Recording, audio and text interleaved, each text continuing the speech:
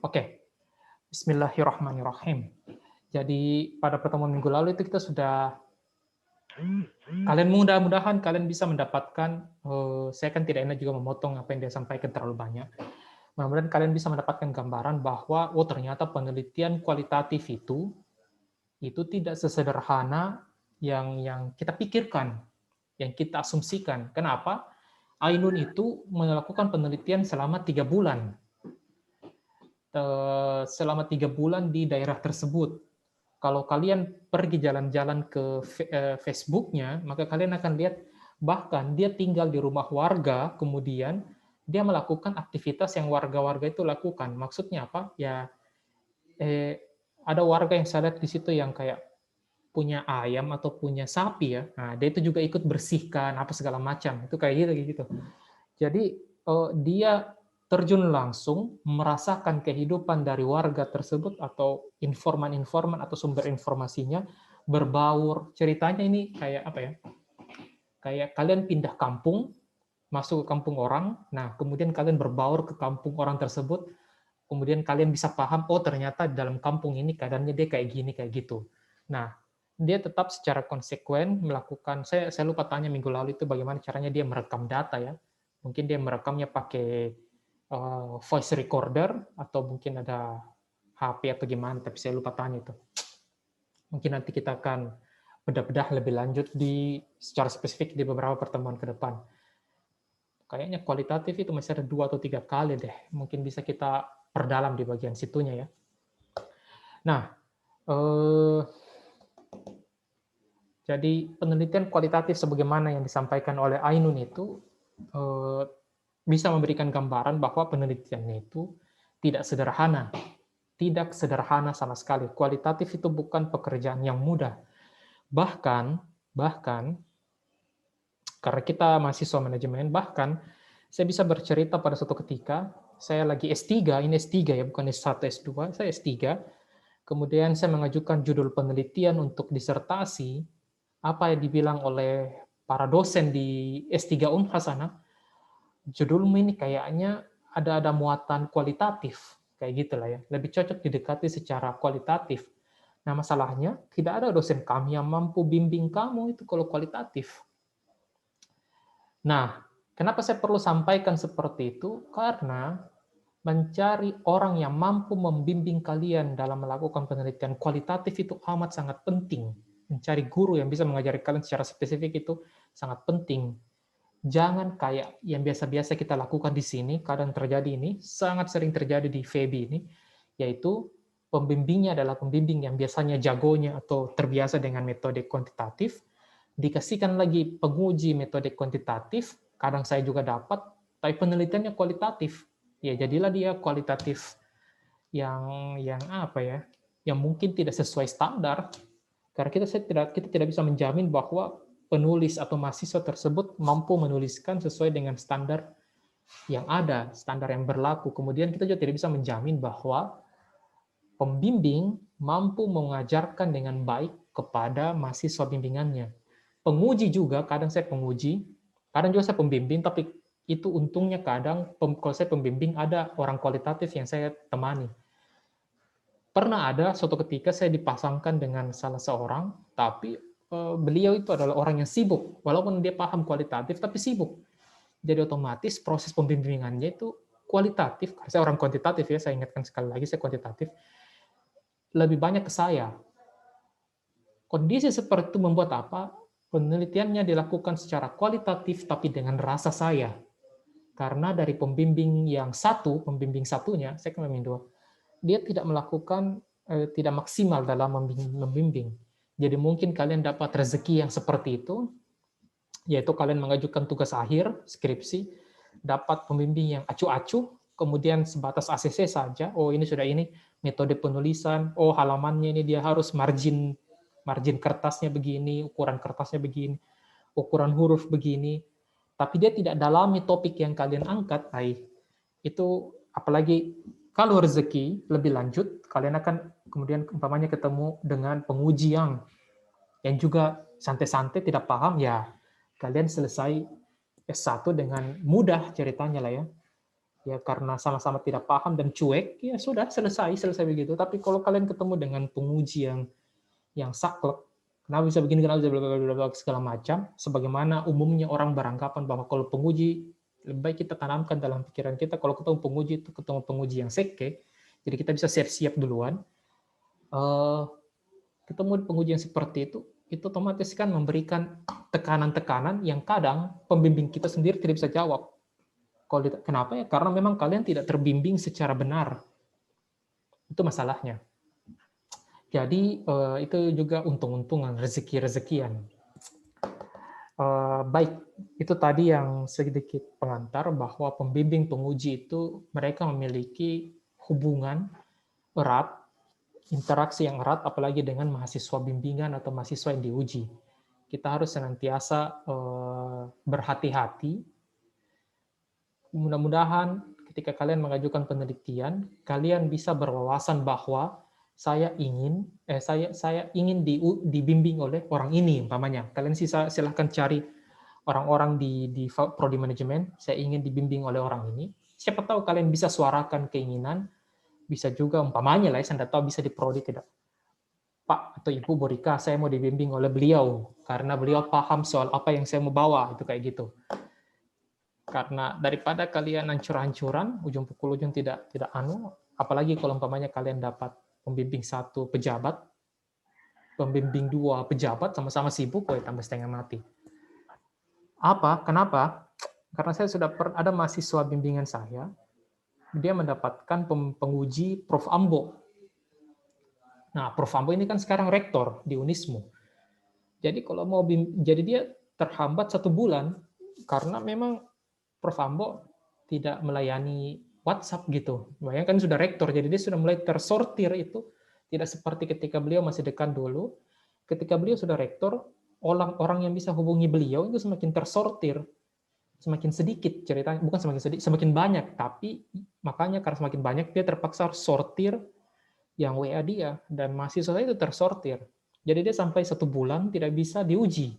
Bayangkan, kalian itu, bayangkan diuji sama orang-orang yang sibuk, entah siapa ya, sampai, dan saya yakin Prof. Ambo itu tidak sadar atau mungkin tidak memperhatikan itu seperti itu. Jadi dia sebenarnya Prof. Ambo itu baik sekali.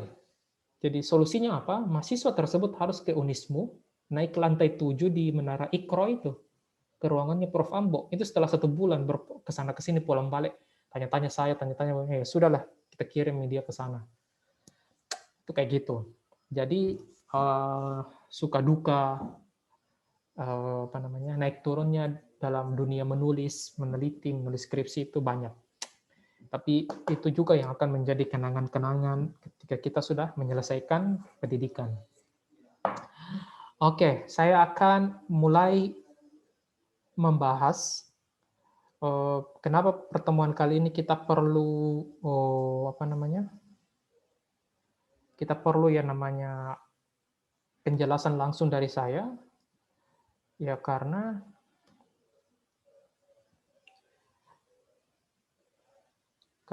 saya akan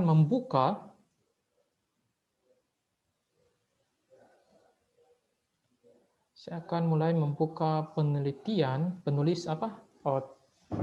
materi kita, perkuliahan kita dengan sebuah pengantar metodologi penelitian.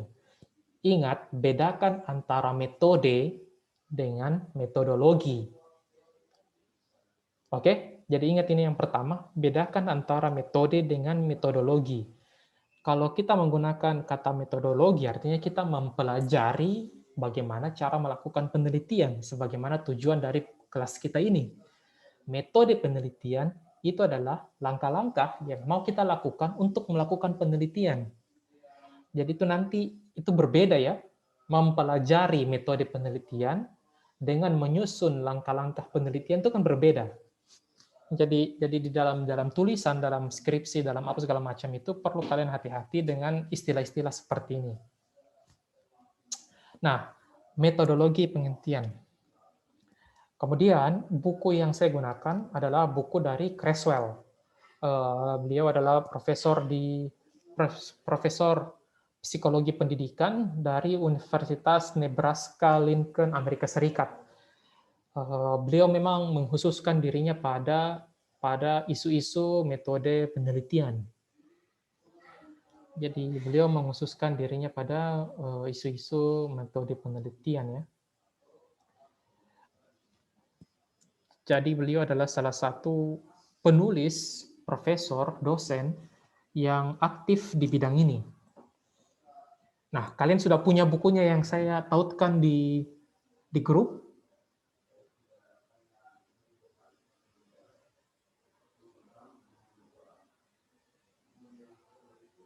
Sudah mengunduh bukunya?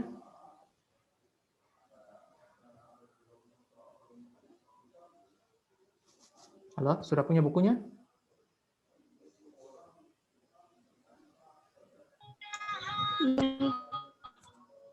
Sudah? Belum? Yang kita kirim, Pak. Ya, sudah ya? Sudah punya ya? Ya, sudah diunduh, Pak. Oke. Oke. Nah, sekarang nanti PowerPoint ini akan saya bagikan ya, jadi mungkin kalian tidak usah terlalu capek-capek menulis. Saya akan bagikan PowerPoint ini. Tapi yang mungkin kalian perlu tulis itu adalah siapa tahu ada penjelasan dari saya yang di dalam sini yang perlu kalian tapi dia tidak muncul di slide. Oke? Nah, sekarang metodologi penelitian. Ada dua kata, metodologi ilmunya, cara mempelajarinya, bagaimana belajarnya itu kayak gitu. Nah, sekarang kita sampai pada kata kedua, penelitian. Kita akan start dengan epistemologinya. Kenapa orang mau melakukan penelitian?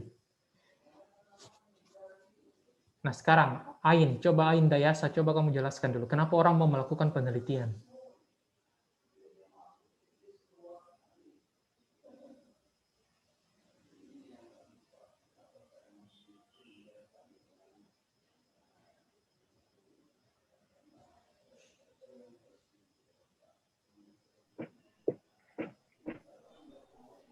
Ya, Pak. Nah, kenapa kira-kira orang mau melakukan penelitian? Biasanya penelitian untuk mengungkapkan, untuk mendapatkan informasi dari sesuatu yang ingin dia ketahui. Kenapa kamu tahu kenapa saya tanya kamu?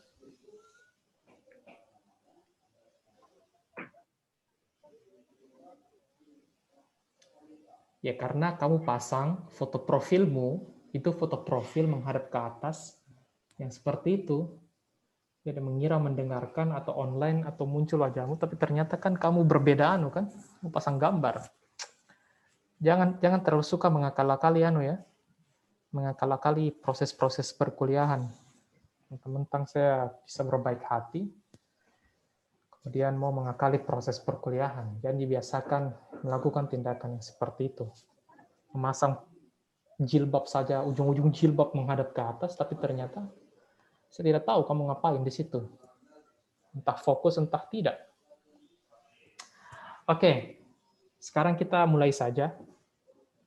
Kenapa orang mau melakukan penelitian? Maka di situ akan memunculkan tiga isu. Tiga isu tersebut adalah, saya berikan dulu dia spotlight. Nah, isu yang pertama adalah karena kita memiliki sebuah masalah. Kemudian, isu yang kedua adalah karena ada pengalaman peneliti di bidang tertentu, sehingga kita mau meneliti. Kemudian yang ketiga adalah ada pembaca yang mau mengetahui terhadap sesuatu, kemudian menyuruh kita melakukan penelitian, atau kita memang mau menulis sebuah tulisan penelitian, atau mau melakukan penelitian karena kebutuhan dari kita mau memberikan informasi kepada pihak tertentu. Jadi di sini ada tiga alasan. Alasan pertama adalah yang paling umum, paling sering kita temui adalah ada masalah. Ada masalah. Nanti kita akan bahas masalah itu kayak gimana. Kemudian ada pengalaman peneliti sebelumnya sehingga kita mau meneliti. Jadi kadang kita tidak melakukan penelitian karena ada masalah, tapi karena mungkin kita sudah terbiasa melakukan penelitian, ya sudahlah saya meneliti saja. pengalaman. Saya sudah biasa melakukan penelitian ini, jadi saya langsung tuliskan saja bla bla bla ke belakang. Saya meneliti langsung karena saya memang membidangi bidang ini. Kemudian yang berikutnya adalah saya memiliki audiens, pembaca, atau orang-orang terkait, pihak-pihak terkait yang membutuhkan informasi mengenai suatu isu, suatu masalah, suatu topik. Jadi walaupun saya tidak sedang ingin meneliti, tapi karena diminta, maka saya melakukan penelitian. Yang perlu kalian pahami, saya, Alim Syariati, pernah berada dalam kondisi yang ketiga ini, pembaca, audiens, penelitian. Saya ini adalah orang kuantitatif, tidak paham dengan yang namanya kualitatif. Tapi tiba-tiba ada sebuah proposal masuk, ada panggilan masuk ke fakultas, dicari sebuah tim peneliti yang bisa meneliti mengenai haji, dana haji maksudnya ya. Maka dibentuklah tim itu, terdiri dari saya, Pak Bahrul, Sapril, kemudian Prof. Muslimin Kara. Kemudian dari penelitian itu kami dapat duit 150 juta. Coba kalian bayangkan, kita ini lagi duduk tenang-tenang nih ceritanya, tiba-tiba ada masuk panggilan. Coba kau teliti dulu ini, ada duitnya nih 150 juta. Awalnya itu 250 juta ya, tapi berubah jadi 150 juta. Coba kalian bayangkan, duduk-duduk, tiba-tiba datang panggilan-panggilan seperti itu. Ini 150 juta ya, bukan dan itu duit betulan. Sudah dinikmati uangnya. Jadi itu kondisi-kondisi yang membuat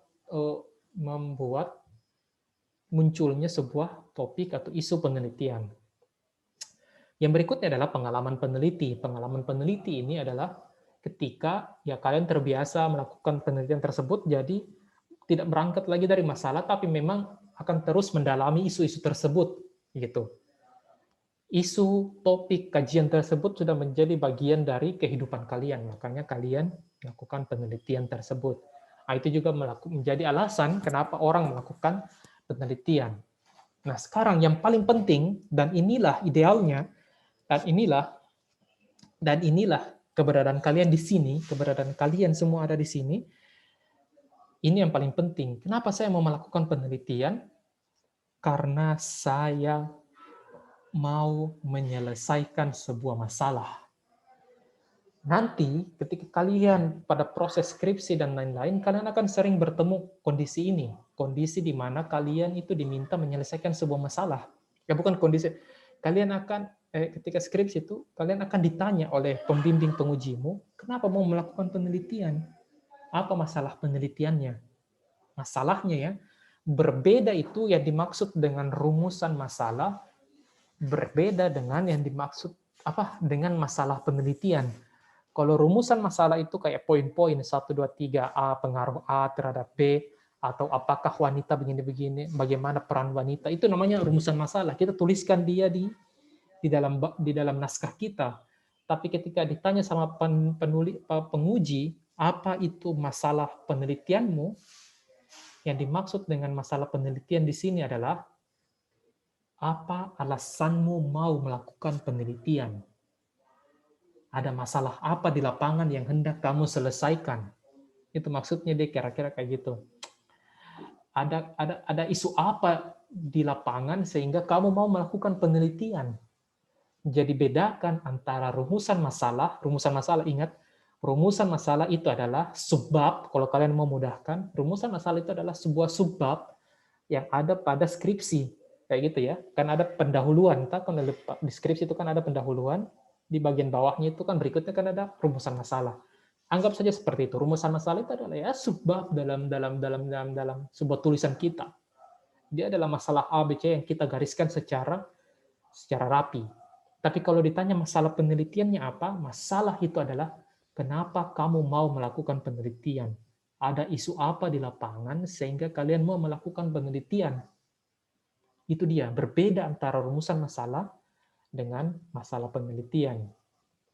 Sampai di sini, ada yang mau ditahu? Ada yang mau bertanya dulu? Ini sebelum kita lanjut ke isu, ke kajian yang lebih sulit ya.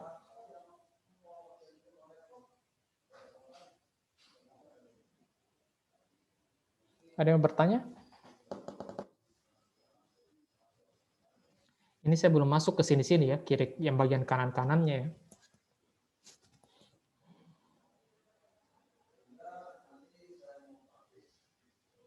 Jadi pengalaman peneliti, pembaca, itu bisa membuat kalian melakukan penelitian, tapi khusus untuk anak S1 yang mau menyelesaikan tugas akhirnya, menyelesaikan pendidikannya, senantiasalah berangkat dari masalah real di lapangan. Ada sebuah topik, isu, kejadian aneh di lapangan yang perlu saya selesaikan. Contoh, saya berikan contoh ya.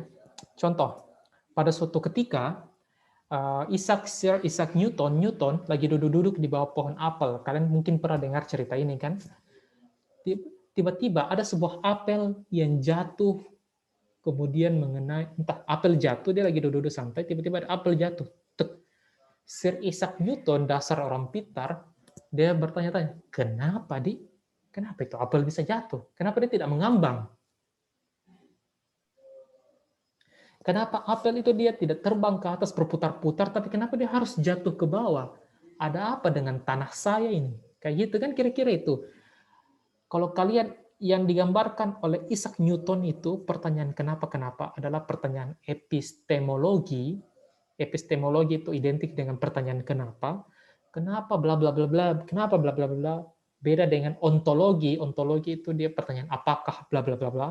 Itu kira-kira pembedanya ya. Itu adalah pertanyaan filsafat.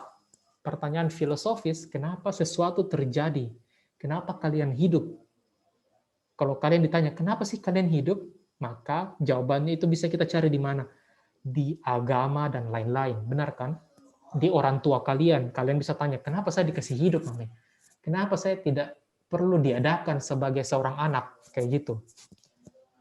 Kemudian, kenapa saya kuliah? Kenapa saya harus melakukan proses pendidikan ini? Kenapa saya harus buang-buang duit untuk melakukan hal ini? Itu semua adalah pertanyaan-pertanyaan yang sifatnya epistemologi. Kenapa?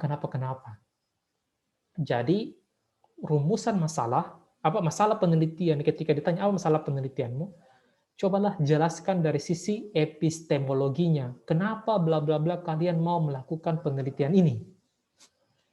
Jadi, ketika kalian berada di ruang ujian, ini yang praktisnya saja, kemudian kenapa ada apa dengan penelitian ini? Kenapa mau melakukan penelitian ini? Nah, kalian itu perlu menjawab secara epistemologi. Pertanyaan itu, kalau kalian sederhanakan, kata-katanya akan berubah menjadi kenapa penelitian ini dilakukan. Bagaikan Sir Isaac Newton tadi, kenapa apel tersebut harus jatuh? Kenapa dia tidak menjadi, ketika dijatuh dia tidak jadi jeruk? Kenapa dia harus turun ke bawah? Kenapa dia air dari atas turun ke bawah? Itu kan biasanya ada pertanyaan seperti itu. Kemudian, dengan pertanyaan tersebut, Isaac Newton pun melakukan serangkaian investigasi, menghitung rumus-rumus bla bla bla bla apa segala macam, dan dia merumuskan yang namanya hukum gravitasi. Oke, hukum gravitasi. Kalau kalian masih ingat di masa SMA kalian, hukum gravitasi itu apa-apa yang dari atas pasti jatuh ke bawah, benar kan? Itu kan hukum.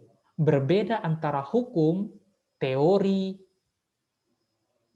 dan masih dugaan. Saya tidak tuliskan di sini, tapi saya akan berikan sama kalian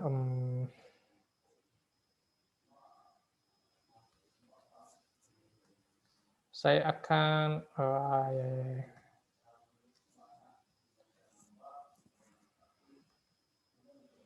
saya kasih gini ya.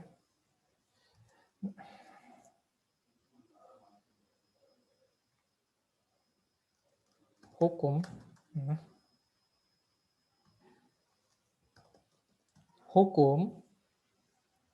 kemudian bagaimana caranya, Dik? Kemudian teori, kemudian dugaan, atau saya sebut saja dia hipotesis, kemudian kita bisa bilang dia sebagai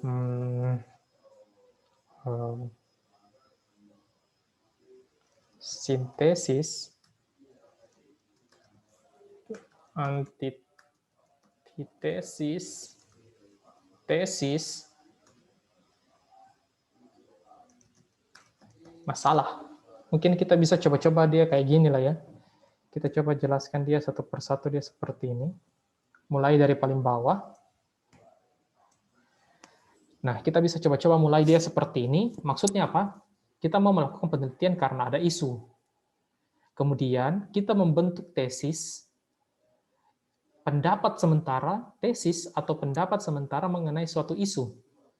Kemudian kita bertentangkan dengan antitesis, atau gini aja, ini saya agak salah sedikit sebenarnya sih. Pantas dia agak mengganjal.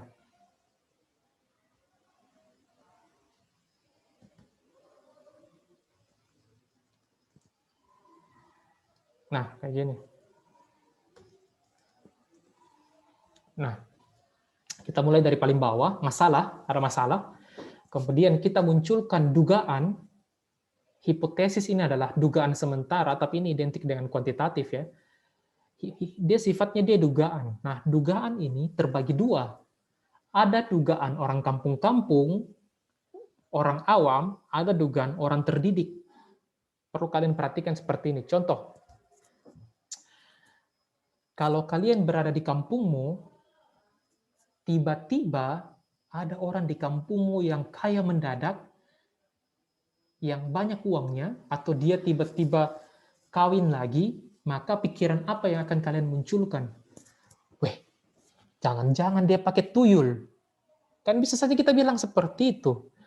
Kenapa ini orang tiba-tiba belum piada apa-apa, tiba-tiba, dari mana? Kenapa tambah besar perutnya? Kenapa itu perempuan kayak kosong, jarang-jarang dilihat, tiba-tiba balik begini sudah besar perutnya? Mana suaminya, apa segala macam. Jangan-jangan main ini orang. Itu kan dugaan. Itu bisa sebut dengan dugaan-dugaan awam atau dugaan-dugaan yang tadi saya sebut kampung-kampung. Maksudnya kampung-kampung itu bukan dalam menghina kampung ya, tapi dugaan yang tidak berdasarkan dengan fakta-fakta yang utuh. Bukan fakta-fakta yang utuh ya.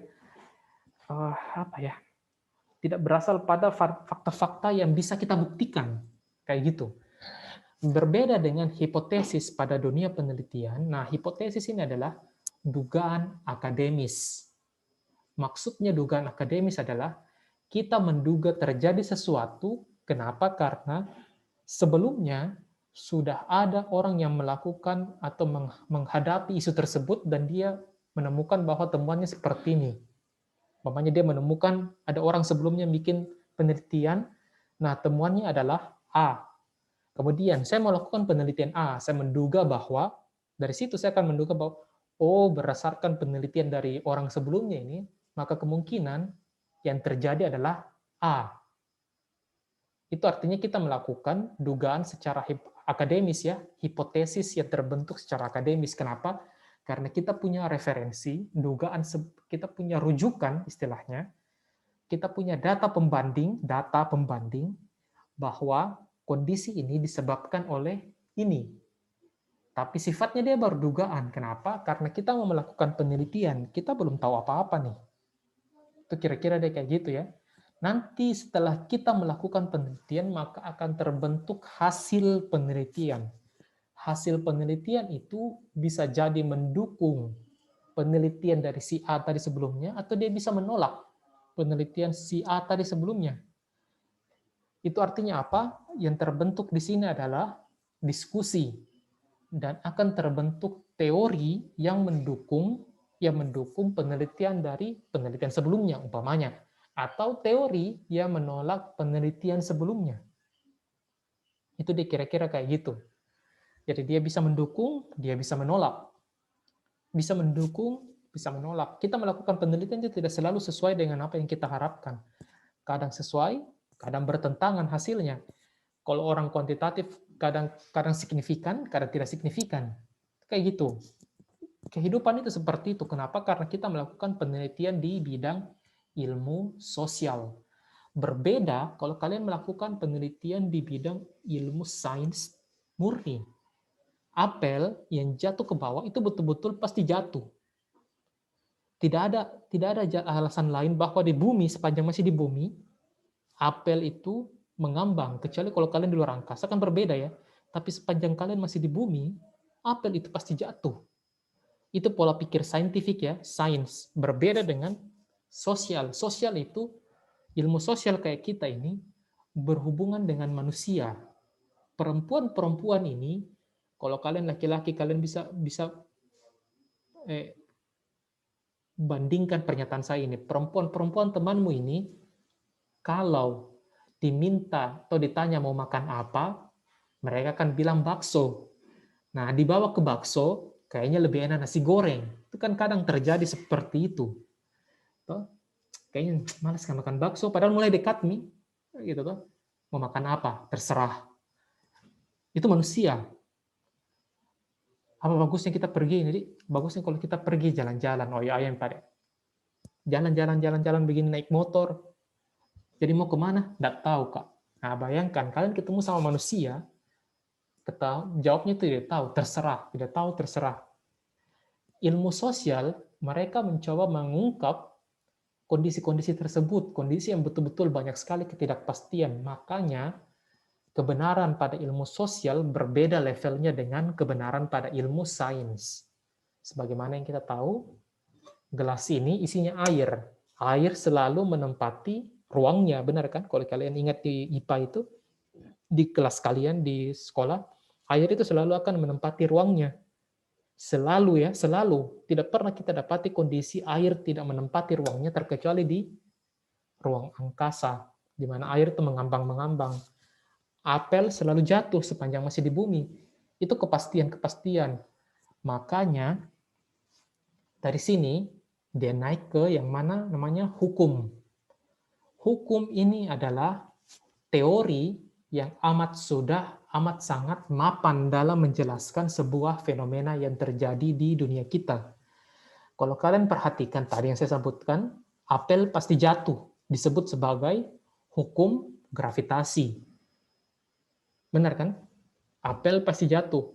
Karena tidak ada orang yang bisa melawan pendapat bahwa barang dari atas pasti jatuh ke bawah, maka teori yang awalnya teori, dia menjadi naik level, menjadi hukum.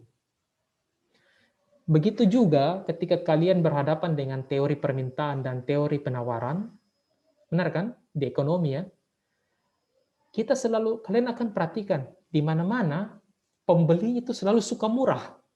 Kan begitu kan, faktanya kan? Di mana-mana pembeli itu selalu suka murah. Dengan kondisi tersebut, kalau semakin kita kasih murah sebuah barang, maka pembelinya semakin banyak. Terbentuklah hukum permintaan. Benar kan? Terbentuklah hukum permintaan. Terbentuklah hukum penawaran. Tapi kita akan mendapati juga fakta bahwa ada juga pembeli yang sukanya barang mahal. Kalau kalian nonton YouTube-nya Nikita Mirzani, dia malas beli yang murah, dia suka beli yang mahal. Karena dia menyukai yang namanya eksklusivitas, luxury, barang luxury kayak gitu ya, mewah-mewah apa segala macam. Itu artinya hukum permintaan dan penawaran itu secara umum dia berlaku, tapi dia punya penjelasan-penjelasan tertentu yang mungkin tidak berlaku. Kondisi-kondisi tertentu yang menjadi alasan tidak berlakunya. Kenapa?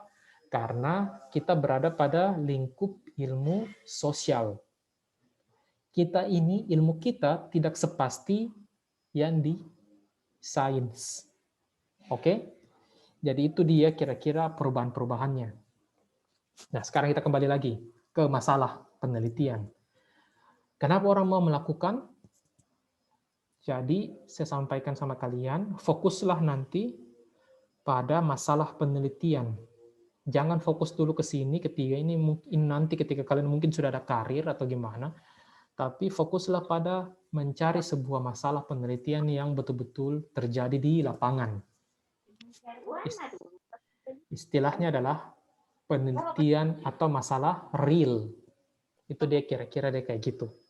Terjadi di lapangan, kemudian mau kita teliti.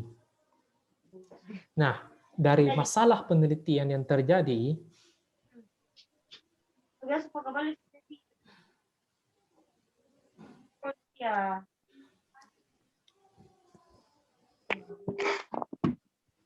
Oke, Hairunisa, coba kamu jelaskan mengenai masalah penelitian.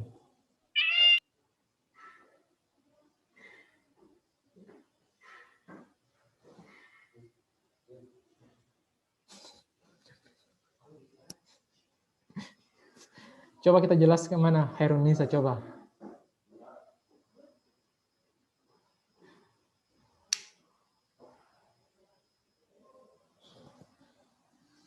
Mana Herunisa? Sudah hilang.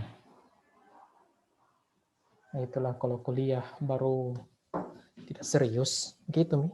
Cerita-cerita sama orang di luar, tidak nyala kamera, kan cerita-cerita, masuklah suaranya ke kita. Itu kan kayak gitu. Andai kan sebenarnya memang lebih enak kita kuliah secara daring, offline ya. Kalian berada di kelas dan kita bisa menyelesaikan masalah secara real. Maksudnya kita ya fokus kalian adalah dalam sebuah ruangan tertentu, yaitu di classroom. Tapi kondisi kita kayak gini ya begini. Jadi dengan kondisi seperti ini, dengan uang yang kalian sudah curahkan, uang yang sudah kalian korbankan, sebisa mungkin fokuslah supaya pulsamu yang terbuang ini, kemudian apa yang saya coba sampaikan dengan pelan-pelan ini bisa juga kalian terima. Jadi, mana sudah hilang Mita Herunisa? Tunggu, Mi. Oke. Sekarang kita sudah sampai di sini. Masalah. Kenapa ini yang seperti disampaikan oleh Ainun minggu lalu ya?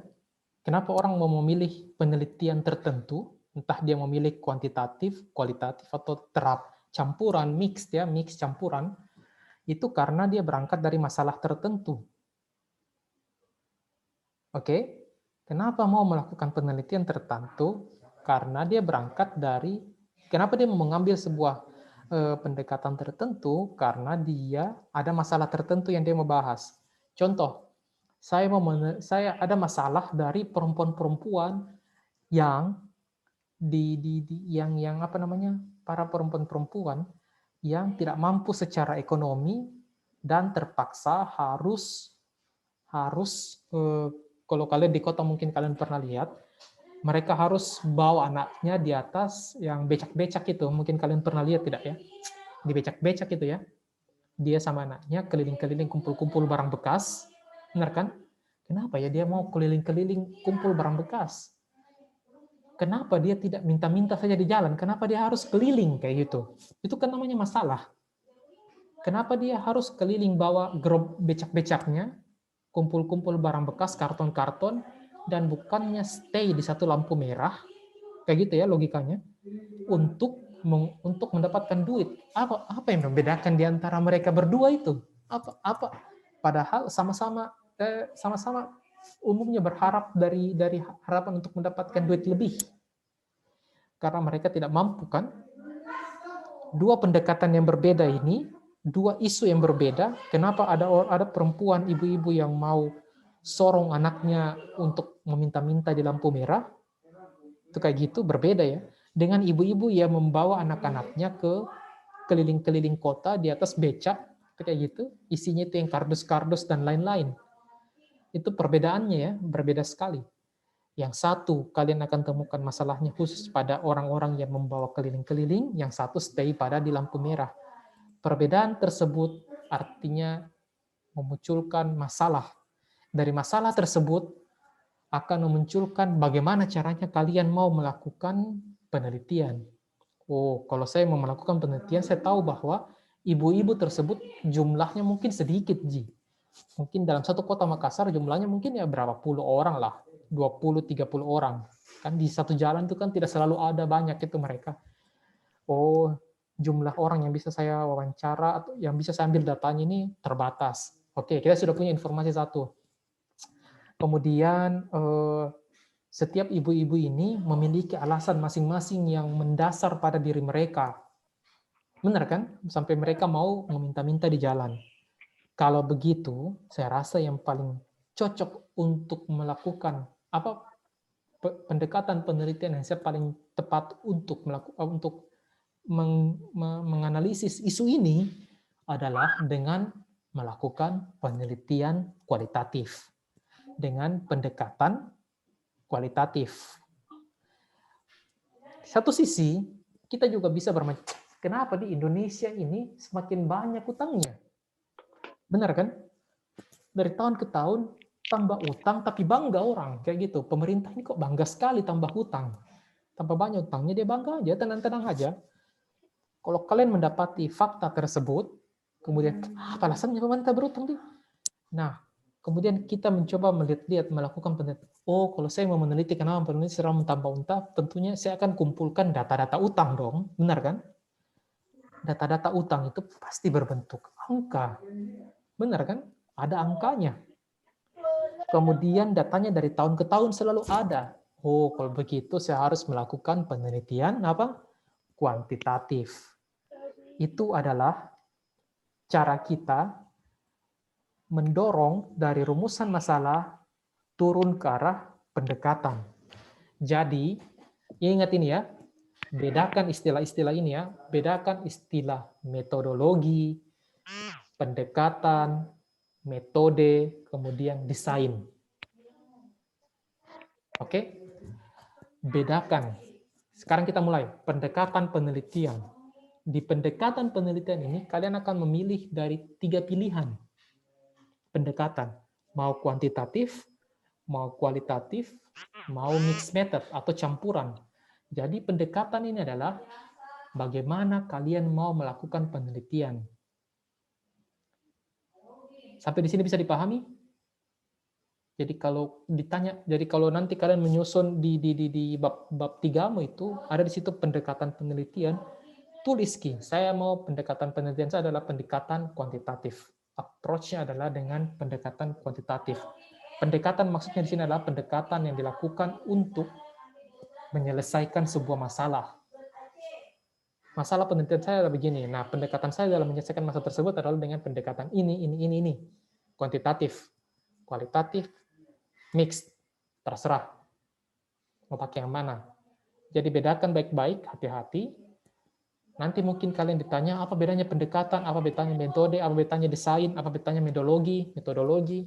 Ingat, metodologi adalah belajarnya, metode adalah caranya, pendekatan itu adalah ketika kita memilih antara kuantitatif, kualitatif, mix, pendekatan yang mau kita lakukan. Jadi kalau ditanya apa itu pendekatan penelitian, in definisi ya, pendekatan penelitian adalah bagaimana caranya kita bisa menyelesaikan sebuah masalah.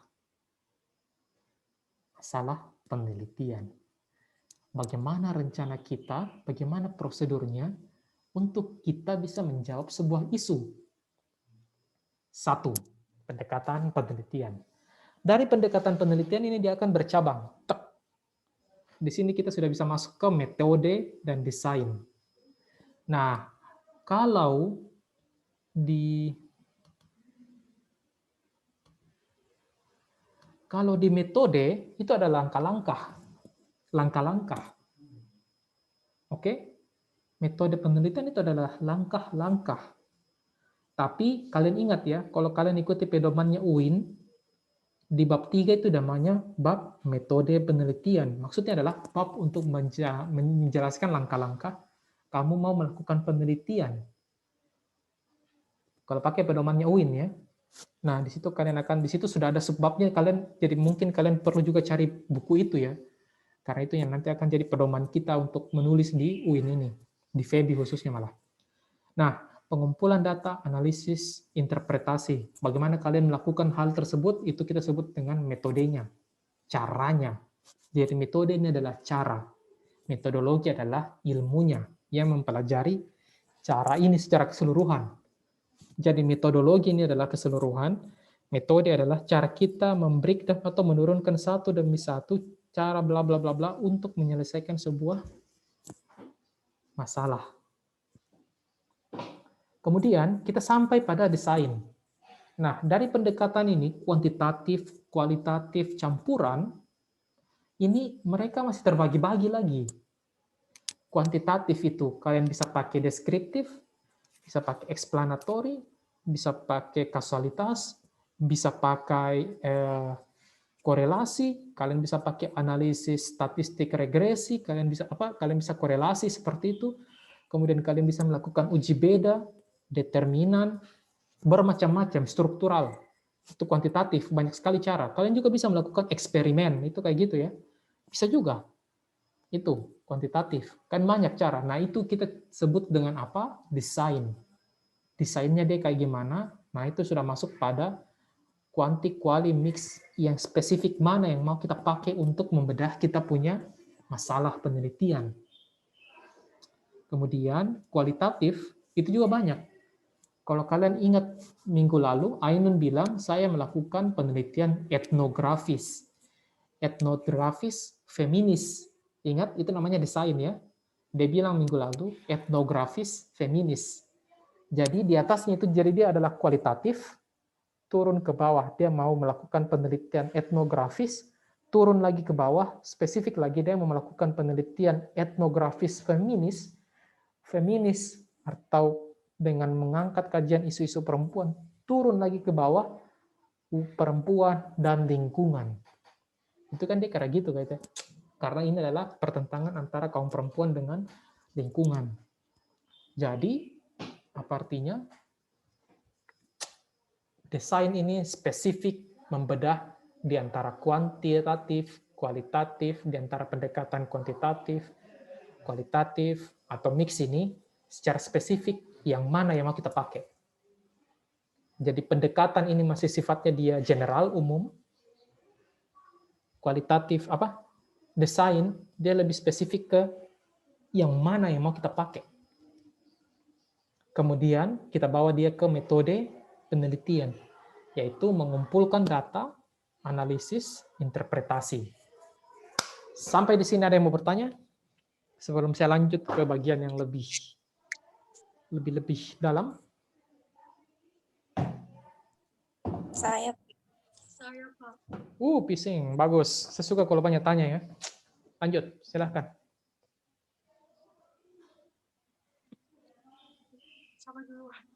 Siapa yang duluan bicara saja? Duluan nih Fitra. Siapa sih? Terima kasih atas kesempatan. Oh, Nur Halisah ya, silahkan. Bukan Pak. Siapa? Oh, Fitra, silahkan Fitra. Ya, terima kasih atas kesempatannya. Tadi kan dijelaskan bahwa ide atau masalah yang ingin diselesaikan saat penelitian itu harus dilakukan melalui melalui pendekatan, yaitu pendekatan penelitian kuantitatif atau kualitatif. Nah, pertanyaan saya, bagaimana cara kita untuk dapat mengetahui bahwa ide atau masalah yang ingin kita teliti ini dapat diselesaikan secara melalui pendekatan kualitatif atau kuantitatif? Itu Pak. Terima kasih. Oke. Sebagaimana yang saya sudah sampaikan tadi, dari masalah tersebut, dari masalah yang mau kita telaah, sebenarnya itu sudah akan nampak caranya menyelesaikan sebuah masalah. Contoh, kalian mau mengetahui kenapa konsumen mau kembali lagi ke sebuah toko. Kalau pakai kajian pemasaran ya. Kalau kita mau pakai isu pemasaran, kenapa sih konsumen mau kembali umpamanya ke let's say Pizza Hut, KFC, McDonald's, Burger King, empat restoran kesukaannya mahasiswa, benar kan? Kalau kalian semakin banyak duitnya itu, semakin kalian tinggalkan ini tempat ini, kalian akan berpindah ke makanan tradisional yang kayak ikan bakar, kondro, dan lain-lain. Tapi kalau kalian masih mahasiswa, umumnya itu akan menyukai tempat ini. Sudah pernah kita rasakan semua itu. KFC, kenapa orang selalu mau balik ke KFC? Jadi pertanyaannya itu kenapa dulu? Umpamanya lah ya, kenapa? Jadi pertanyaan yang kalian munculkan itu akan memunculkan gambaran, yang kalian munculkan itu akan memberikan gambaran, kenapa sih? Kenapa ya? Pelanggan mau terus kembali ke KFC. Nah sekarang kita sudah punya pertanyaan seperti itu. Bagaimana caranya kita melakukan pendekatannya? Tentunya kalian bisa memilih. Kalian bisa memilih. Kayaknya saya mau bertanya deh sama orang-orang. Kenapa mereka mau selalu kembali ke KFC? Benar kan? Saya mau bertanya, Pak, kenapa sih Bapak mau kembali-kembali terus ke KFC? Umpamanya Anda melakukan hal seperti itu. Maka artinya apa? Apakah, dan kemudian berikutnya ya, sebelum saya lanjut, Pak, kenapa sih Bapak mau kembali? Atau Dek, Kak, kenapa selalu kita mau belanja makanan di KFC. Kenapa kita suka sekali makan KFC? Itu kan kayak gitu. Oh, saya suka KFC karena makanannya harganya pas-pas lah, sudah bisa dibilang gaul ala mahasiswa, makanannya lumayan, dan asin. Kemudian, kalian puas dengan jawaban seperti itu. Artinya apa? Kalian melakukan penelitian yang sifatnya apa? Kualitatif. Kenapa? Karena kalian melakukan wawancara semata. Tapi, kalian mamanya pergi ke sini. Aduh, saya rasa ini kalau saya pelanggan KFC ini kan banyak. Siapa yang saya mau pilih, Dik? Bingung gitu. Saya mau diskusi sama satu orang, dua orang. Aduh, gimana ya? Ya sampai berbeda-beda pemahamannya. Kan bisa saja seperti itu. Kalau gitu, saya bikinkan misalnya sebuah survei. Survei ya. Kamu kemudian di survei itu kamu tuliskan alasan-alasan 1, 2, 3, 4. Saya kembali ke KFC karena harga. Saya kembali ke KFC karena promosi. Kita pakai itu yang tadi, yang 4 Kotler ya, bauran pemasarannya. Saya beli karena promosi, harga, apalagi itu tempatnya yang dekat dengan saya. Kemudian price, place, produk, karena produknya itu enak. Kemudian kalian buatkan survei berdasarkan 4 dimensi tersebut, elemen tersebut, kemudian kalian tanyakan, baik konsumen, yang mana yang kau paling setuju di antara mereka semua ini? Apakah gara-gara harganya kah? Tempatnya kah? Atau apanya? Dari situ kamu sudah bisa mendapatkan jawaban atas pertanyaanmu. 2 cara tersebut bisa membuat kamu mendapatkan jawaban. Tapi kalian juga bisa gabung-gabung. Bisa saja saya mau wawancara dulu, tanya-tanya dulu, oh ternyata masalahnya nih, mereka kenapa suka sekali kembali ke KFC ya karena mereka memang merasa ada kayak keterikatan tertentu. Kayak gitu-gitu ya. Oke, saya simpan. Kemudian kamu mencoba menguji kembali, oh apakah keterikatan itu berdasarkan hasil wawancara ya. Oh ternyata anak-anak muda suka sekali ke KFC karena kalau umpamanya laki-laki ya, oh laki-laki suka bawa ceweknya ke KFC karena bisa dianggap berada, ada duitnya kalau makan di KFC dan bukannya di nasi goreng pinggir jalan. Umpamanya lah ya, kalian dapat informasi dari kualitatif seperti itu daripada kasih makan nasi goreng pinggir jalan. Kalau kasih makan KFC, kesannya dia lebih mewah sedikit lah ya, tapi masih kantong mahasiswa. Nah, pendapat seperti itu, kalian mendapati bahwa oh ternyata KFC memiliki nilai merek tertentu. Nah, kalian bawa nilai merek tertentu tersebut, kemudian kalian ujikan, kalian tes sama banyak orang, melalui survei yang tadi saya sebutkan, tak, pamannya ambil 50 orang, 100 orang. Apakah kalian merasakan kalau di survei, apakah Anda merasakan bahwa dengan berbelanja di KFC itu lebih mewah dibandingkan makan nasi goreng pinggir-pinggir jalan sehingga Anda mau terus di sini? Kayak gitu ya, umpamanya lah ya. Ini kasar. Kemudian orang-orang tersebut pun menjawab. Yang kamu lakukan di sini adalah campuran. Kamu menggunakan data kualitatif dulu, baru kamu coba bawa dia ke kuantitatif. Bisa juga terbalik, bisa juga jalan bersama-sama. Kuantitatifnya jalan, kualitatifnya jalan. Atau kuantitatif duluan, baru kemudian kamu turun ke orang-orang di bawah, kalian melakukan penelitian price, place, product, promotion, kemudian kalian wawancara lagi orang-orang tersebut, kemudian mereka menghasilkan, oh memang betul, price produk itu benar. Jadi, kuantitatif dulu, baru kalian turunkan ke kualitatif. Bisa seperti itu. Tapi yang pasti, dalam memilih itu, dalam memilih sebuah pendekatan penelitian, itu amat sangat tergantung banyak hal. Kalau masalahnya itu bisa didekati secara makro, secara umum, kalian pilih kuantitatif. Tapi kalau dalam kajian tersebut membutuhkan kajian-kajian yang spesifik amat sangat kecil, perbedaannya lah ya, saya berikan gambaran ya, kuantitatif sama kualitatif bedanya di mana. Kalian bayangkan seperti ini ya. Ini istilahnya adalah helikopter view. Kalau kita naik helikopter, nah dari atas helikopter ini yang terbang, yang kita lihat, kemudian kita terbang di atas kota Makassar, yang kalian lihat di situ adalah keseluruhan kota. Oh, di sini ada gedung ini, bla bla bla bla. Benar tidak? Itu kalau kita lihat helikopter, naik helikopter. Tapi tapi di helikopter tersebut, dia tidak akan tahu ada apa dengan tukang becak yang lagi nongkrong di lapangan Karibosi. Lagi ngapain tukang becak ini? Kamu yang berada di helikopter ini adalah peneliti kuantitatif. Kamu mencoba mendapatkan generalisasi atau gambaran yang menyeluruh, gambaran luas dari sebuah masalah. Kamu yang berada yang lagi mencoba mendalami kenapa si tukang becak ini bersedih, kalian adalah peneliti kualitatif. Kenapa? Kamu mencoba mencari tahu isu-isu terkecil di lapangan yang hendak kamu telaah, dan darinya memunculkan teori-teori bahwa ternyata teori-teori khusus tukang becak, pengetahuan khusus tukang becak itu adalah kayak begini. Kita tidak akan bisa mendapatkan pengetahuan khusus tukang becak dari helikopter itu, benar kan? Karena yang helikopter lihat ini terlalu luas. Berbeda dengan kalau kalian berada di bawah sana, di jalan, pinggir jalan, kemudian bertemu tukang becak, kemudian kamu hidup sebagai tukang becak selama 30 hari. Kalau kamu hidup sebagai tukang becak selama 30 hari, yang kamu miliki adalah pengetahuan spesifik dari si tukang becak. Tidak akan dimiliki oleh orang yang naik di atas helikopter tadi. Bisa dipahami? Atau masih ada yang mau bertanya?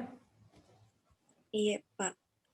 Mungkin agak pahami karena pertanyaanku tadi, Pak, kayak contoh ada masalah di ini penelitian itu kayak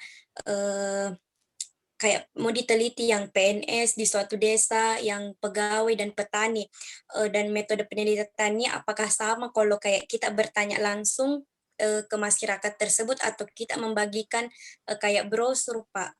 Apakah metode penelitiannya itu sama atau tidak?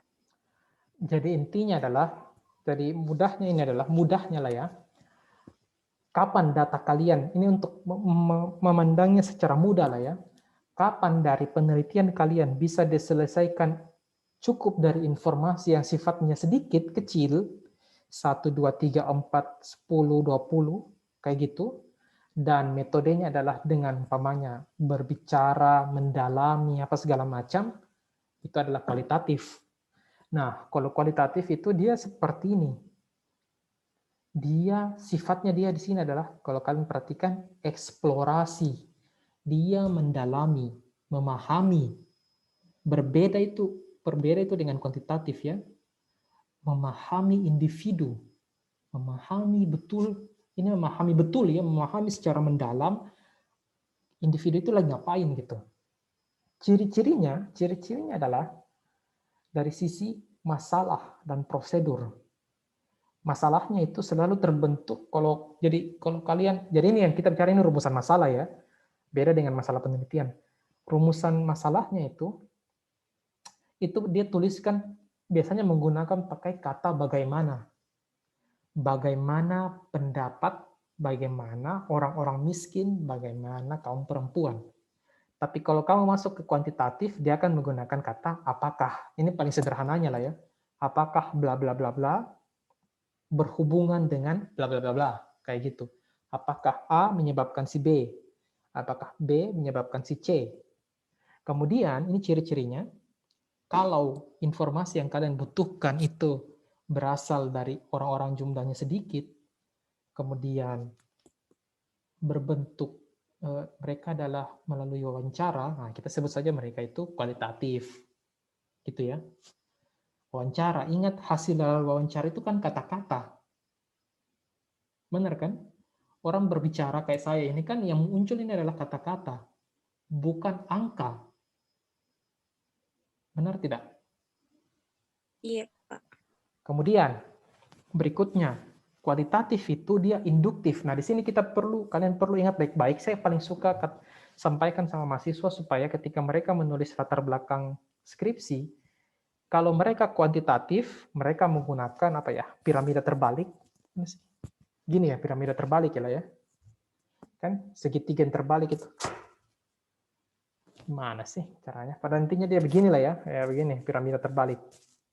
Kalian membahas dari besar tersebut terdulu, masalahnya secara umum kalian bahas, fenomena-fenomena luas, kayak gitu maksudnya, baru kalian mengecil-mengecil ke isu tertentu yang hendak kalian bahas. Caranya kita menulis latar belakang. Tapi kalau kalian induktif, itu namanya yang tadi saya sebut ini piramida terbalik, ini kuantitatif ya. Piramida terbalik, ini kuantitatif, dia menggunakan metode apa? Deduktif. Sementara kalau dia induktif, sebagaimana yang saya tulis di sini, induktif, dia justru berbentuk segitiga. Kita membahas sebuah masalah, kita menulis sesuatu, berangkat dari ini. Langsung masalah inti dari yang mau kalian telaah. Bahkan terkadang, masalahnya itu tidak ditaupi. Orang kualitatif ini ya, kadang masalah itu tercipta setelah kita melakukan penelitian di lapangan. Jadi tidak kualitatif itu sejauh itu ya. Kadang di lapangan baru muncul masalah. Kayak gitu. Beda dengan orang kuantitatif yang betul-betul merumuskan masalah bla bla bla. Terkadang kualitatif itu di lapangan baru ada masalahnya. No problem. Begitulah caranya mereka melakukan pendekatan penelitian. Kemudian laporannya fleksibel. Apa maksudnya laporan fleksibel? Kalau kalian pergi ke kuantitatif, saya tunjukkan ini ya. Nah, kalau kuantitatif itu dia ada pengantar, ada teori, metode, hasil pembahasan. Runut A, B, C, D, D. Pendahuluan dulu, kemudian teorinya apa, bagaimana cara kerjanya, metodenya, apa hasilnya, apa pembahasannya. Tapi kalau kualitatif, saya beri gambaran dari seorang, tidak pernah dia ngajar saya, tapi saya tahu dia adalah dosen di Unhas. Dia melakukan penelitian kualitatif di Inggris, S3-nya di Inggris. Dia melakukan penelitian segini nih, kira-kira lah ya. Tebalnya itu disertasinya, 1000 lembar. Kenapa bisa sampai 1000 lembar? Ya karena ini, laporan yang fleksibel.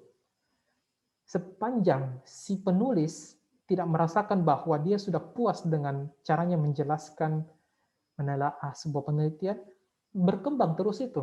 Menjelaskan. Kenapa ya? Karena manusia yang dia fenomena yang coba dijelaskan mungkin kompleks, masih ada yang mau dijelaskan. Bahkan terkadang itu kata-katanya orang kayak menulis novel. Itu kualitatif.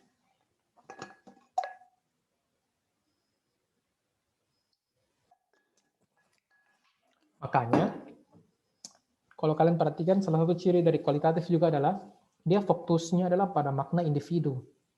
Kemudian, apa perannya makna tersebut terhadap fenomena luas. Itu induktif. Tapi kalau sebaliknya, fokus pada fenomena kompleks dan apa maknanya pada fenomena yang kecil, itu deduktif. Ini kualitatif, buat kalian lihat perbedaannya ya. Menguji teori. Kalau yang tadi di sini adalah eksplorasi, di mana-mana eksplorasi itu kita mau mencoba hal yang baru, itu kira-kira kayak gitu. Kira-kira eksplorasi. Kata eksplorasi ini identik dengan yang baru ya. Tapi kalau kuantitatif, dia justru menguji teori. Maksudnya apa? Kamu punya teori yang tadi saya sebut tadi loh, bauran pemasaran. Nah, saya mau uji dia pada pelanggan KFC. Itu yang kamu uji. Kualitatif juga begitu, tapi dia tidak seketat kuantitatif. Kalau kalian kuantitatif, kalian menguji teori tersebut apakah benar teori tersebut melalui hubungan antara variabel.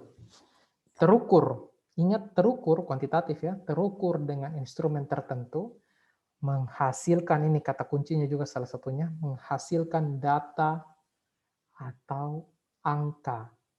Data tersebut umumnya berbentuk angka. Kenapa disebut angka? Jadi ini kita kembali ke ke filsafatnya. Penelitian kuantitatif itu mereka mendominasi dunia penelitian dari tahun-tahun 1800, 1900, 1700 itu mereka umumnya. Tapi tahun 2000-an ke atas maka kualitatif mulai berkembang. Kuantitatif berangkat dari apa yang telah dilakukan oleh Newton. Kalau kalian perhatikan, Newton ketika apel jatuh, tek begitu. Kenapa sih apel jatuh? maka dia menulis angka-angka, rumus-rumus bahwa oh apel jatuh karena begini-begini. Oh artinya kecepatan apel jatuh adalah segini cepat, segini kencang. Jadi dia menyelesaikan, si Newton menyelesaikan masalah apel jatuh dengan rumus-rumus, kemudian menghasilkan angka, oh kecepatan apel jatuh di kota ini adalah segini. Kuantitatif lah dia. Kemudian metode tersebut diambil oleh banyak filosof positif. Yang paling terkenal salah satunya itu adalah Comte, dan dia menggunakan metode tersebut, pendekatan-pendekatan yang berbasis angka, mudahnya ya, pendekatan berbasis angka, untuk menyelesaikan masalah-masalah penelitian. Dia berpendapat bahwa apa-apa yang tergambar di dalam lingkungan kita ini bisa dijelaskan secara angka-angka tertentu. Contoh, bahagia. Kebahagiaan beli sepatu baru. Umpamanya, kita tanya seperti itu. Nah, kenapa sih orang bahagia beli sepatu baru? Itu kan masalah. Nah, sekarang bagaimana caranya kamu melakukan pendekatan seperti itu? Pendekatannya kayak gimana? Kenapa orang bahagia beli sepatu baru ya? Nah, apa? Nah, menurut pendekatan kuantitatif, saya akan lemparkan saja pertanyaan ini. Jadi, kalian akan mendapatkan di sini, ada tertulis. Nah, ini, generalisasi. Saya akan mencoba melemparkan kenapa orang menyukai sepatu baru pada sebanyak mungkin orang. Tujuannya apa adalah tercipta sebuah pengetahuan umum. Kayak hukum-hukum tadi ya, tercipta sebuah pengetahuan umum mengenai suatu kondisi. Berbeda dengan kualitatif, tercipta pengetahuan umum mengenai sebuah kondisi kecil. Kondisi spesifik. Tapi kuantitatif berbeda, dia maunya melihatnya secara helikopter tadi. Dia maunya generalisasi. Segala hal itu bisa kita generalisasi. Kalau A ke B, maka B bisa ke C. Kalau misalnya A berpengaruh ke B, kemudian B pengaruh ke C, maka terus itu akan sampai ke Z. Benar kan? Seperti itu pola pikirnya kuantitatif. Sebisa mungkin informasi yang kita peroleh itu bisa menjelaskan seluruh kondisinya. Kondisinya maksudnya di sini adalah generalisasi. Generalisasi ini akan menguji, membenarkan teori ini secara umum. Ingat ini umum ya, kata-katanya ini umum, general itu kan sama. Membenarkan kajian ini, masalah ini secara umum. Jadi ketika ditanya, oh ternyata orang suka beli sepatu baru ya karena memang perasaannya memang mereka bahagia karena ada hal lain yang bisa mereka pamerkan. Pamerkan ini ternyata berlaku pada hampir seluruh umat. Manusia itu memang suka pamer. Atau semakin murah sesuatu, orang akan semakin bangga. Orang akan semakin banyak belanja, hukum permintaan ya. Semakin murah sesuatu, yang semakin murah harga sebuah barang, maka kuantitas justru meningkat. Pembeli justru semakin banyak. Itu berlaku umum. Itu maksudnya dia dengan generalisasi. Bisa dipahami, Nur Halisa? Iya. Nanti ini slide-nya ini akan saya bagi. Jadi ini kuantitatif. Berbedanya di sini adalah dia tadi induktif, maka kalau kita kuantitatif dia deduktif. Dari umum ke khusus. Kita bahasnya ya, dari fenomena-fenomena luas. Maksudnya kayak gimana? Kalau kalian pernah nonton film Sherlock Holmes, pernah nonton tidak film Sherlock Holmes? Film Sherlock Holmes itu adalah detektif yang amat sangat jago menggabungkan metode deduktif dengan induktif. Nah sekarang, kalau kamu nonton Sherlock Holmes, ada adegan di mana istri dari Watson itu adalah partnernya Sherlock Holmes, yang sedang mereka makan bertiga nih sebuah restoran. Si Watson, temannya Sherlock Holmes, mencoba memperkenalkan calon istrinya kepada Sherlock Holmes. Ini loh, saya mau kawin ini. Biasa kan teman begitu kok. Kok kenalan dulu lah sama calon istriku. Itu kan kayak gitu, biasa kita teman-temanan. Nah, lagi tenang-tenang sebenarnya ini makan. Cuman karena si calon istrinya ini tahu kalau Sherlock Holmes ini adalah detektif jago, maka dia tidak bisa tahan dirinya untuk tidak bertanya sama Sherlock Holmes. Sherlock, coba kau jawab. Kalau kamu lihat saya, ini pola pikir deduktifnya ini Sherlock Holmes. Kalau kamu lihat saya, kamu bisa menjelaskan apa soal saya?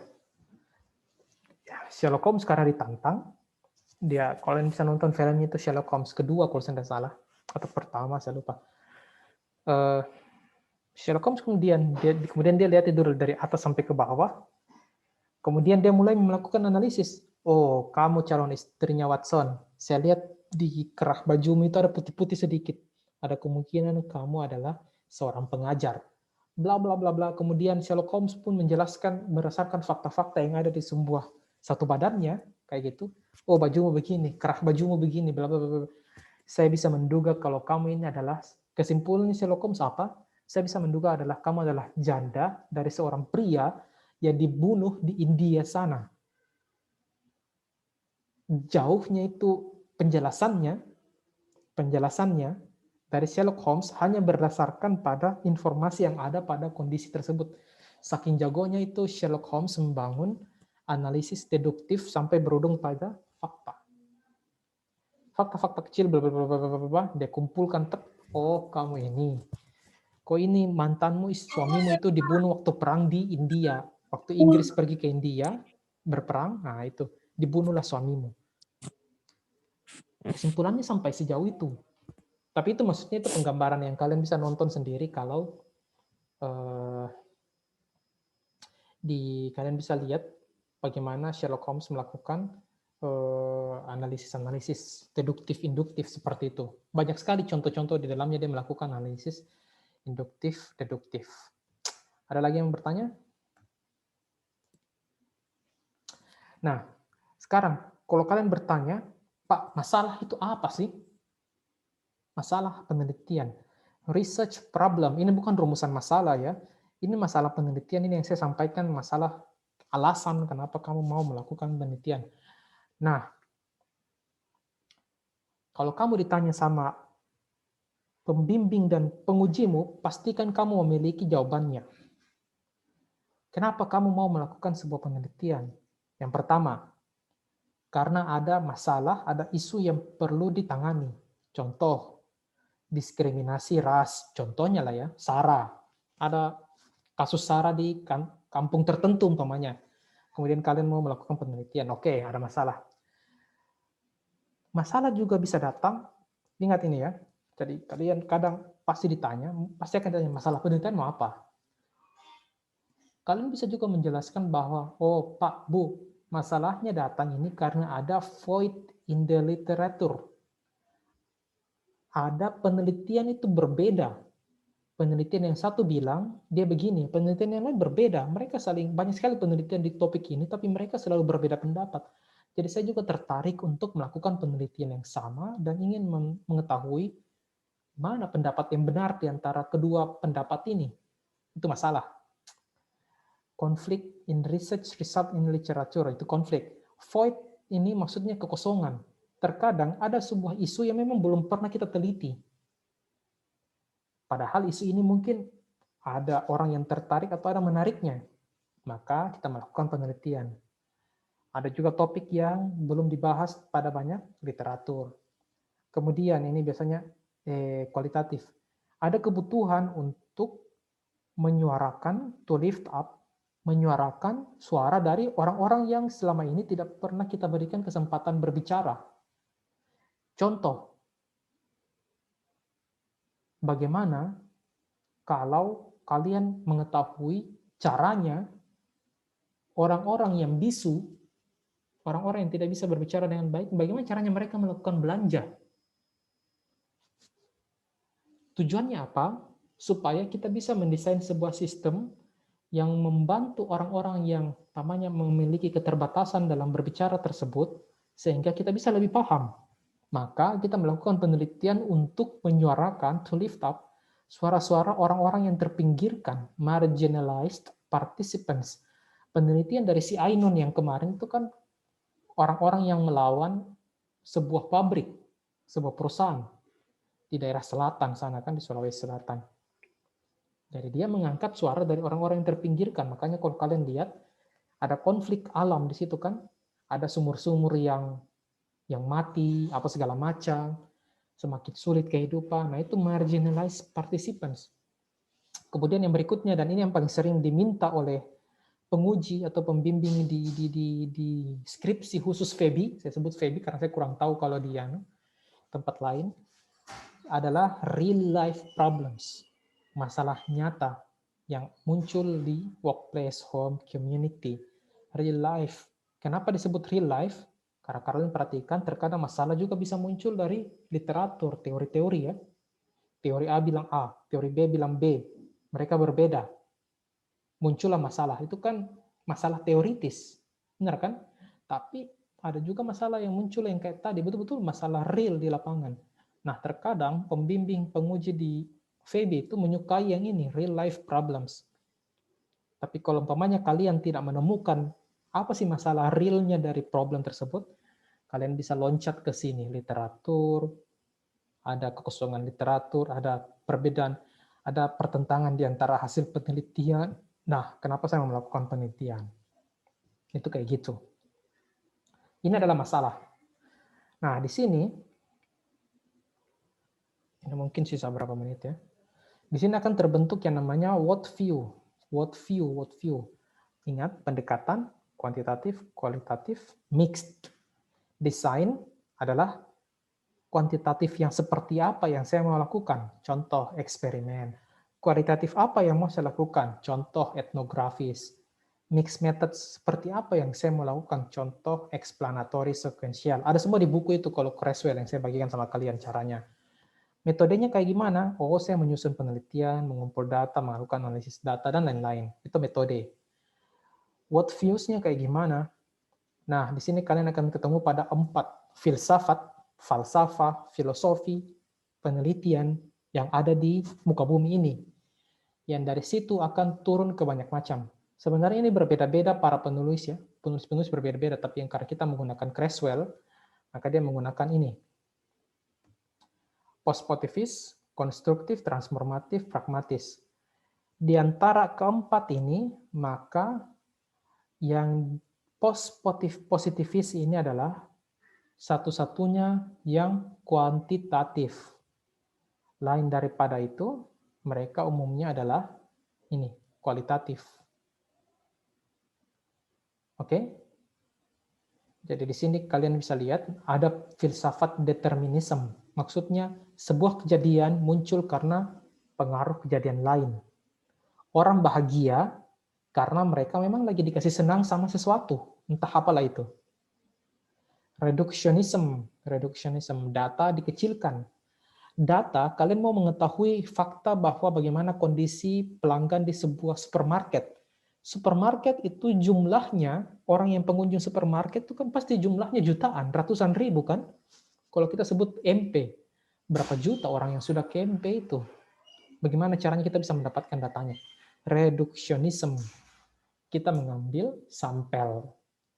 Itu nanti kita pelajari lebih mendalam ke dalamnya.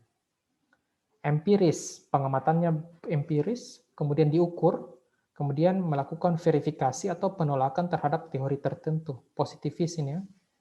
Ini positivisme. Kemudian di sini ada yang kualitatif yang lain. Transformatif, politis, power, kolaboratif, change. Ini yang kayak dilakukan oleh si Ainun. Ada konflik kekuasaan di dalamnya. Atau kemudian yang dilakukan oleh di sini yang apa sih ini? Saya perhatikan baik. Konstruktivisme.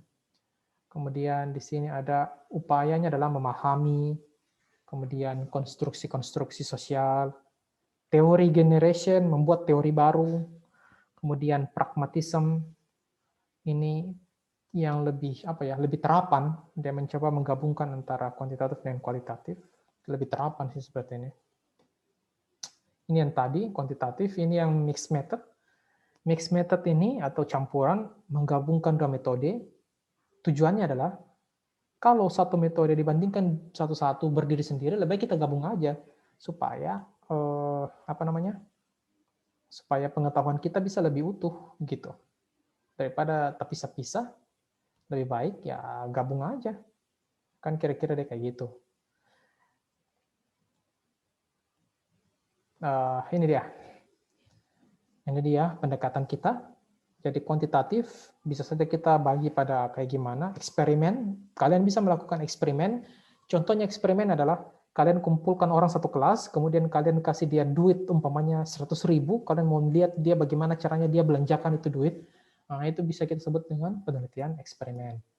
Atau juga kalian bisa melakukan non-eksperimental yang kayak lain seperti survei, atau kamu download data di lapangan, nanti dipelajari juga itu ya di kuantitatif. Ini cuma gambaran-gambaran lah ya. Kemudian kualitatif, ada narasi, penelitian yang sifatnya narasi, kesejarahan, ada fenomenologi, fenomena-fenomena yang terjadi, grounded theory, etnografis, case study. Ini insya Allah kualitatif yang ini akan kita pelajari minggu depan.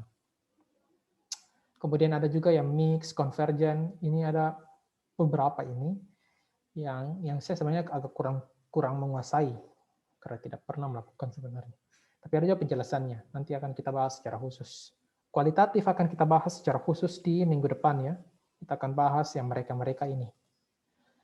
Nah, kuantitatif seperti ini, kualitatif seperti ini, kuantitatif predetermined, kita sudah tahu menggunakan metode apa. Kualitatif ya jalankan dulu, nanti akan muncul gitu metode yang tepat. Instrument based question, pertanyaan bisa berbasis instrumen, ini terbuka, kalau kualitatif justru terbuka. Maksudnya terbuka itu kalian perhatikan Ainun minggu lalu, dia lemparkan satu isu, kemudian isunya berkembang dengan sendirinya, terserah orang mau diskusi apa di focus group discussion ya, FGD yang kemarin itu. Yang kalian lihat di fotonya ada beberapa orang berkumpul, toh, kemudian Ainun umpamanya lempar isu, bagaimana pendapat kalian soal perusahaan ini? Nah, kemudian dia tugasnya jadi cuma rekam, open end, maksudnya terbuka. Penelitiannya begitu, kemudian masukan-masukan muncul. Berbeda dengan kuantitatif, pertanyaannya itu sudah kita susun terlebih dahulu. A adalah masalah daripada si B. Itu kan kira-kira dia kayak gitu. Khusus. Kemudian datanya bisa berasal dari sensus. Nanti kita pelajari lah ya, statistik, interpretasi statistik, dan lain-lain. Kalau mix ini gabung-gabung, tapi kalau kualitatif dia berasal datanya dari mana? Interview paling utama, observasi, mengamati, data-data dokumen, buku-buku apa segala macam, audiovisual, analisis teks dan image. Kemudian apa yang mereka lakukan? Membentuk themes, pola, patterns, interpretasi atas pola. Di pertemuan minggu lalu, Ainun sempat menyinggung soal datanya sudah jenuh. Maksudnya apa? Kalau kalian melakukan penelitian kualitatif pada beberapa orang, namanya anggap saja 3 orang, kalian pergi ke orang pertama, dia bilang kecantikan itu mutlak bagi laki-laki. Kemudian dia pergi ke orang berikutnya, orang kedua, orang tersebut bilang kecantikan itu mutlak bagi laki-laki. Kemudian kita pergi lagi ke orang ketiga, dia bilang lagi kecantikan itu mutlak bagi seorang laki-laki. Kita kan mendapatkan pemahaman bahwa semakin saya ulang-ulangi pertanyaan ini, jawabannya begini-begini saja. Berulang-ulang terus jawabannya. Artinya apa? Datanya sudah jenuh. Kalau datanya sudah jenuh seperti itu, apa artinya? Artinya itulah temuan dari penelitian saya. Sudah terbentuk tema. Sudah terbentuk sebuah pola yang berulang-ulang, patterns. Kemudian kita jelaskan pola tersebut. Itulah teori kita. Kayak gitu. Saya rasa yang ini yang tadi, nanti saya akan sampaikan sama kalian, atau saya sampaikan di Lentera. Silakan kalian unduh. Mau bertanya apa? Ada yang bertanya?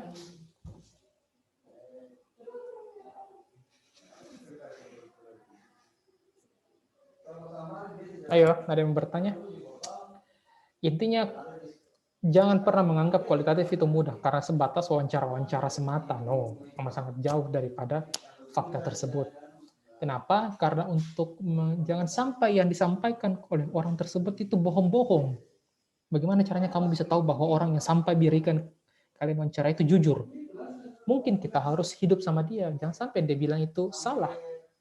Dia bilang, weh saya ini bagus apa segala macam. Oh ternyata sebenarnya dia salah. Contoh, Ainun bikin penelitian soal konflik antara perempuan dengan perusahaan. Ainun pun menelaah seperti itu. Tapi ternyata bagaimana kalau para perempuan tersebut itu mereka melakukan perampasan atas tanah yang mungkin dimiliki oleh perusahaan tersebut.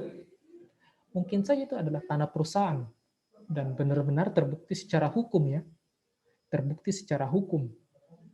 Dari mana kita bisa tahu? Karena ada sertifikat dan lain-lain.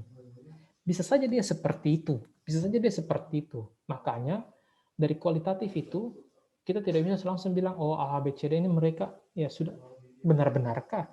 Makanya kita perlu mendalami hidup bersama, terkadang hidup bersama dengan penelitian tersebut untuk mengetahui bahwa yang disampaikan oleh informan, data, sumber data kita itu benar-benar jujur. Itulah fakta yang sebenarnya. Masalahnya betul-betul terbentuk seperti itu. Sementara kuantitatif, enaknya, kuantitatif ini ya, saya akan berikan sebuah penggambaran.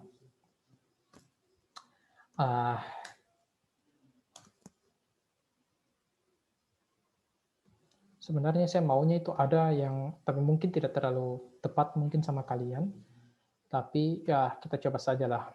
Nah, kuantitatif, mudahnya ini ya, sekarang saya mau mencari data. Saya cukup tidak perlu kemana-mana. Kalau kalian perhatikan si Ainun tadi harus hidup 3 bulan, kan? Dia harus hidup 3 bulan di wilayah tersebut. Kalau saya cukup bermodalkan tangan, jari-jari gemulai saya yang sudah saya gosok baik-baik dengan lotion-lotion mahal tersebut, entah bagaimana.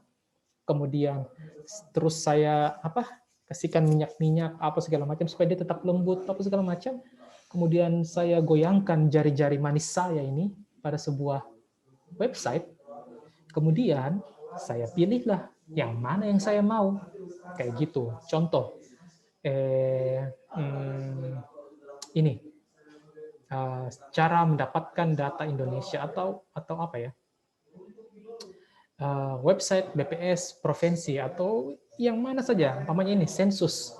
Saya cukup menekan tombol sensus, kemudian dia berujung pada ini, sensus penduduk, sensus ekonomi, saya tekan lagi, umpamanya lah ya, pilih periode 2016 umpamanya, masuk ke website, karena ini data yang ada, nah, kita sudah punya data. Ini semua adalah angka. Kalian bisa download ini datanya ini ada. Ini. Kita bisa unduh, kemudian kita bisa jelaskan. Kuantitatif.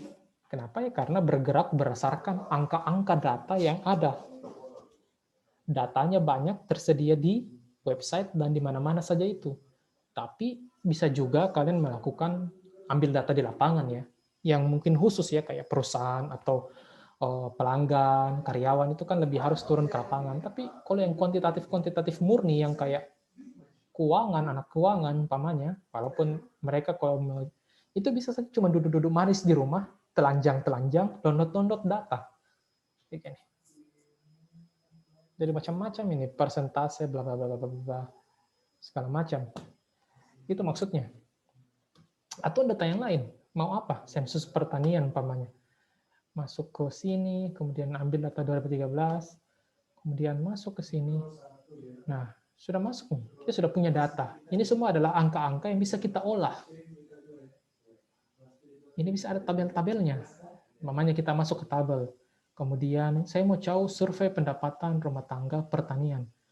Nah, kemudian saya mau tahu rata-rata pendapatan dalam segini-segini. Nah, di sini saya sudah dapat apa ini? Apa ini semua ini? Angka, bayangkan data seluas ini loh. Banyak.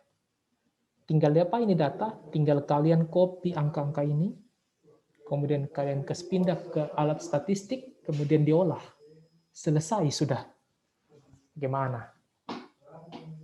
Selesai sudah kita punya penelitian.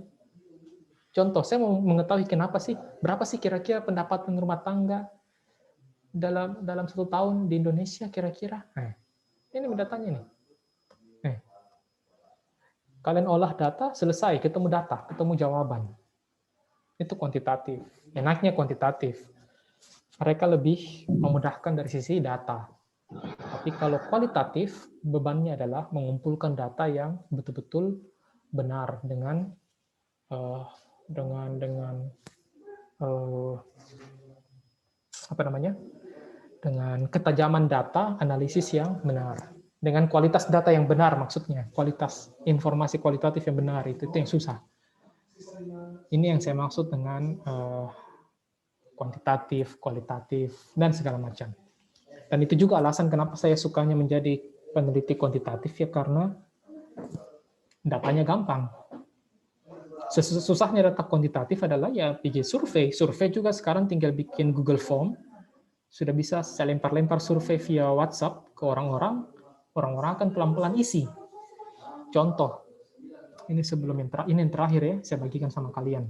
Ini adalah salah satu penelitian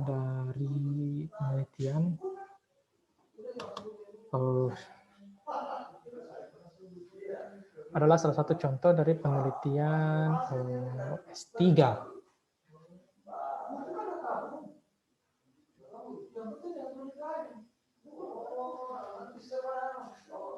Mana ya? Terbuka tidak ya?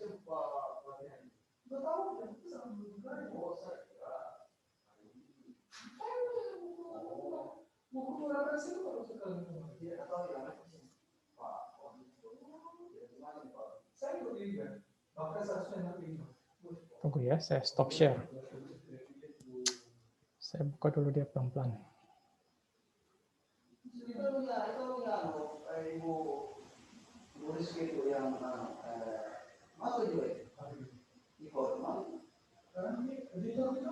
Oke, sekarang kalian perhatikan ya. Ini adalah sebuah survei yang saya lakukan dengan membuat Google Form. Nah, Google Form ini adalah apalagi namanya? Instrumen survei berbasis online kayak gitu. Yang link-linknya kita ambil, ini link ini, kemudian kita sebar sama orang. Kayak gitu. Nah, sekarang sudah terisi sebanyak 109 orang. Cuman bermodal apa? Bikin survei online, kayak gini-gini, kemudian lempar ke via WhatsApp, atau gimana pun caranya lah. Sekarang sudah terisi 109. Surveinya saya buat sekitar minggu laluan lah. 1 minggu, 2 minggu yang lalu. Sudah 109 orang. Duduk-duduk santai, sudah muncul jawaban. Sudah dibuatkan kayak gini. Tuh. Mantap kan? Sudah terbentuk datanya. Ini langsung otomatis dari Google-nya nih. Nanti kita coba bisa, kalau kalian mau belajar boleh. Tapi di sini sudah ada jawaban-jawaban. Kan kayak gitu. Kenikmatan dari kuantitatif itu kira-kira dia kayak gitu. Dia lebih mudah dalam mendapatkan data. Beda dengan kualitatif yang kadang orang tidak mau terbuka sama kita harus pelan-pelan dekati, bujuk-bujuk, bawakan oleh-oleh, dan lain-lain. Baru dia mau terbuka sama kita. Ada mau bertanya?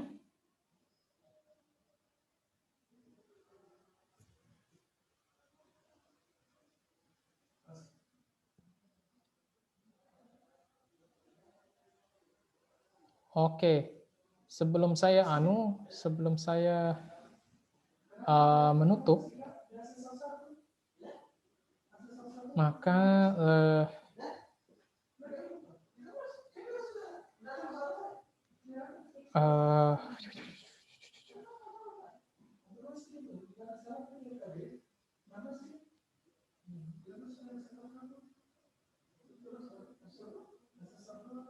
yang perlu kita selesaikan sebelum kita tutup ini adalah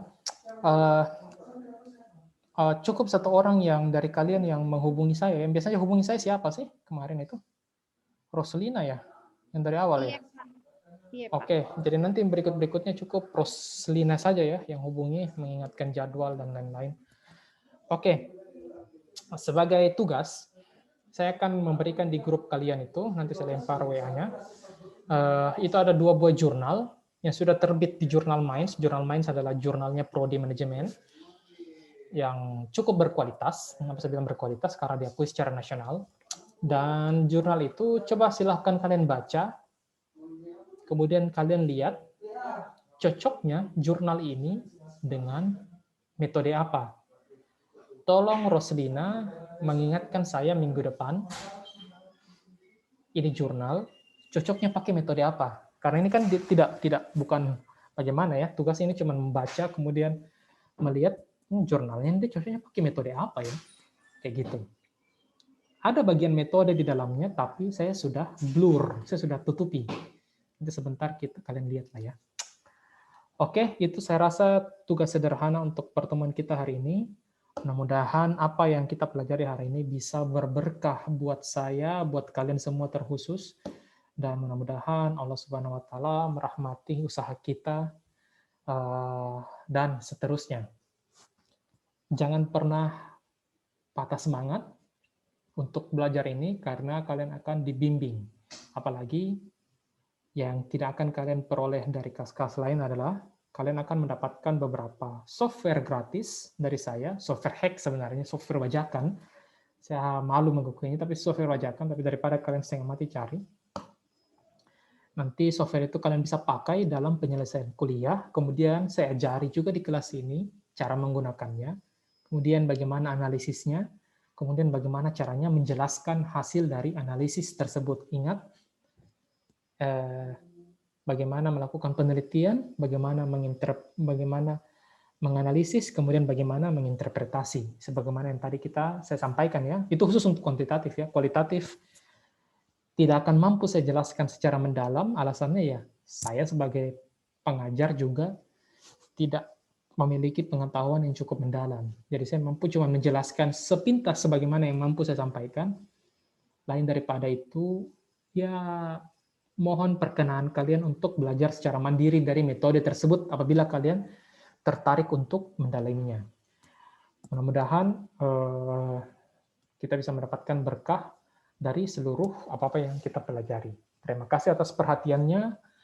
Kalau masih mau curhat antara kalian, tapi saya leave group, saya kasihkan jadi kalian host. Ada yang mau? Atau sudah mau selesai sudah? Mau cerita Tadi, Pak. Iya. Ada katanya yang belum absen, Pak. Bagaimana itu, ada tambahan waktunya, Pak, atau gimana, Pak? Nah, ini sekarang ini cuma partisipan 32. Berapa orang sih? Ada di sini yang join di Sumpah, tapi tadi ndak buka lenteranya, Pak. Oke lah, nanti kamu japri saya siapa-siapa ya. Iya, Pak. Yang pasti di Zoom ini cuma dari tadi 31, 32, 33. Kan gitu toh. Jumlah mahasiswa pasti lebih banyak dong. Tapi ya, sebagaimana yang saya sampaikan, ya kalian-kalian itulah atur nih. Saya tidak terlalu anuji. Ada lagi?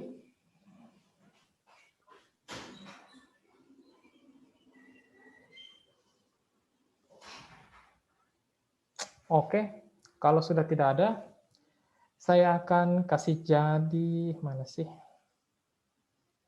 Roslina mana dia?